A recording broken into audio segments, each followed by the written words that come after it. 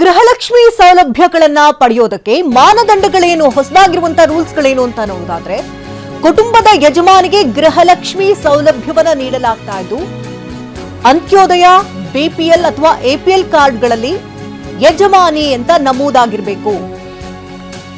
ಯಜಮಾನಿ ಅಂತ ಯಾರು ನಮೂದಾಗಿರುತ್ತೋ ಅಂತ ಮಹಿಳೆಯರು ಅರ್ಹರು ಅಂತ ಪರಿಗಣಿಸಲಾಗುತ್ತೆ. ಯಜಮಾನಿ ಅಥವಾ ಪತಿ ಆದಾಯದ ತೆರಿಗೆ ಇರಬೇಕು. ಇನ್ನು ಆದಾಯ ತೆರಿಗೆ ಪಾವತಿದಾರರಾಗಿದ್ದಲ್ಲಿ ಈ ಯೋಜನೆಯ ಸೌಲಭ್ಯವನ್ನ ಪಡೆಯೋದಕ್ಕೆ ಅರ್ಹರಾಗಿರುವುದಿಲ್ಲ. ಯಜಮಾನಿಯ ಪತಿ ಜಿಎಸ್ಟಿ ಪಾವತಿದಾರರಾಗಿದ್ರೆ ಈ ಯೋಜನೆಯ ಸೌಲಭ್ಯವನ್ನ ಪಡೆಯೋದಕ್ಕೆ ಅರ್ಹರಾಗಿರುವುದಿಲ್ಲ ಅನ್ನೋದನ್ನು ಕೂಡ ಉಲ್ಲೇಖ ಮಾಡಲಾಗ್ತಾ ಇದೆ. ಇನ್ನು ಅರ್ಜಿ ಸಲ್ಲಿಕೆಗೆ ಅವಶ್ಯಕವಾಗಿ ಬೇಕಾದಂತ ಹಲವು ದಾಖಲೆಗಳಿದೆ. ಆ ದಾಖಲೆಗಳು ಏನೇನು ಅಂತ ನೋಟ್ ಮಾಡಿ. ಮನೆ ಯಜಮಾನಿಯ ಆಧಾರ್ ಕಾರ್ಡ್ ಪ್ರತಿ ಇರಬೇಕು. ಆಧಾರ್ ಜೋಡಣೆಯಾಗಿರುವಂತ ಬ್ಯಾಂಕ್ ಪಾಸ್ಬುಕ್ ಕೂಡ ಇರಬೇಕು.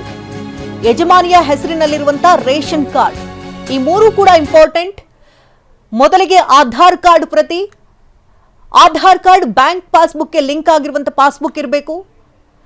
ಯಜಮಾನಿಯ ಹೆಸರಿನಲ್ಲೇ ಇರುವಂತ ರೇಷನ್ ಕಾರ್ಡ್, ಈ ಮೂರು ಕೂಡ ದಾಖಲೆಗಳನ್ನ ಇಟ್ಕೊಳ್ಬೇಕು. ಹೊಸದಾಗಿ ಗೃಹಲಕ್ಷ್ಮಿ ಸೌಲಭ್ಯವನ್ನು ಪಡೆಯೋದಕ್ಕೆ ಮಾನದಂಡಗಳಿದು. ಎಪಿಎಲ್, ಬಿಪಿಎಲ್, ಅಂತ್ಯೋದಯ ಕಾರ್ಡ್ಗಳಿದ್ರೂ ಕೂಡ ಅದನ್ನು ಸಲ್ಲಿಕೆ ಮಾಡಬಹುದು.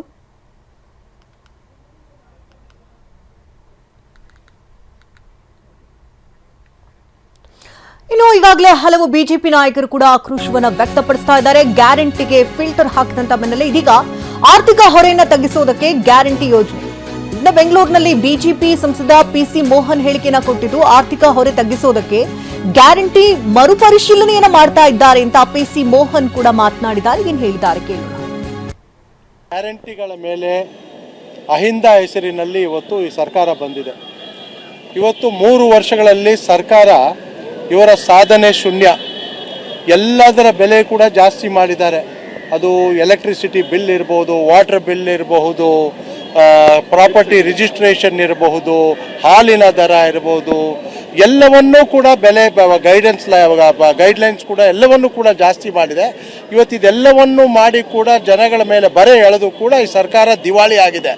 ಇದಕ್ಕಿವಾಗ ಏನಾಗಿದೆ, ಈ ಒಂದು ದಿವಾಳಿತನವನ್ನು ಉಳಿಸ್ಕೊಳ್ಳಿಕ್ಕೆ ಇವಾಗ ಏನು ಈ ಸರ್ಕಾರ ಏನೊಂದು ಗ್ಯಾರಂಟಿ ಹೆಸರಿನಲ್ಲಿ ಬಂತು, ಗ್ಯಾರಂಟಿಗಳನ್ನ ಮರುಪರಿಶೀಲನೆ ಮಾಡ್ತಾ ಇದ್ದಾರೆ. ಇವಾಗ ಸತ್ತೋಗಿರೋರು ತಗೊಳ್ತಾ ಇದ್ದಾರೆ, ಈ ಥರ ಒಂದು ಎಲ್ಲವನ್ನು ಹೇಳಿ ಮತ್ತೆ ಇದನ್ನು ಮಾಡಿ ಗ್ಯಾರಂಟಿಯನ್ನು ಕೂಡ ಕೊಡದಿರ ಈ ಜನರಿಗೆ, ಈ ರಾಜ್ಯದ ಜನರಿಗೆ ಮೋಸ ಮಾಡ್ತಾರೆ. ಖಂಡಿತವಾಗಲೂ ಕೂಡ ಮುಂಬರುವ ದಿನಗಳಲ್ಲಿ ಈ ಸರ್ಕಾರಕ್ಕೆ, ಈ ಒಂದು ಮುಖ್ಯಮಂತ್ರಿಗೆ, ಈ ಕಾಂಗ್ರೆಸ್ ಸರ್ಕಾರಕ್ಕೆ ಜನ ತಕ್ಕ ಪಾಠ ಕಲಿಸ್ತಾರೆ.